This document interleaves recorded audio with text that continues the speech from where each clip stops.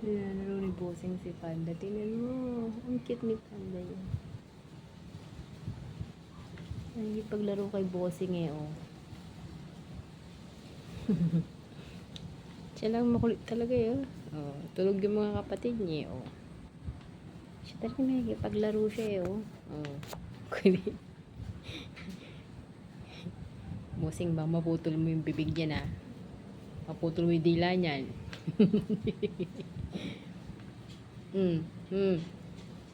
Uy! Shh! Kinagat siya ni Panda. Panda, baka maputol mo yung dila ni kuya mo, ha? Oy, Panda, bitawan mo yung labi ng kuya mo. Mapuputol yung dila niyan. Ang kulit ng dalawa, eh. Oo. Marunong makipaglaro naman ng Panda sa kuya niya, eh. Oo. Ikaw baka maputol dila mo niya. Sige ka. Tingnan mo, ang kulit ni. Ang kulit ni Bossing. Ang kulit naman ng Bossing na yan. Lalaro niya yung Panda niya.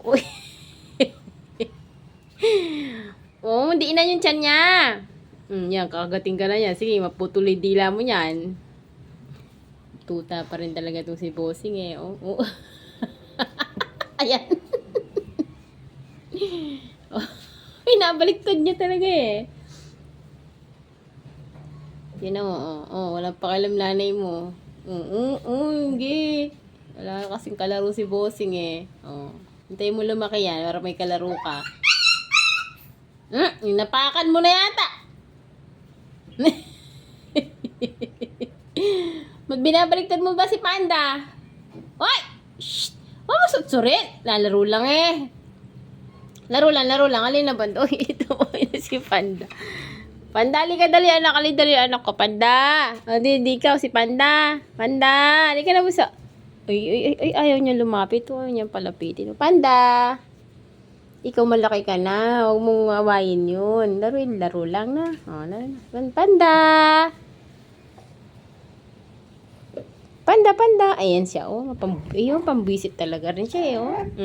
Ayan na, yung kuya mo. Ayan na, inawat ka. Wag mo daw awayan. Ito mo, oh. Ay, pinagtatang... Ay! Akala ko pinagtatanggol mo, eh. Kulit ni Bossing. Hindi ko na dito, Bossing. Halika na, Bossing. Ay, Panda. Si Panda lang. Panda. Panda.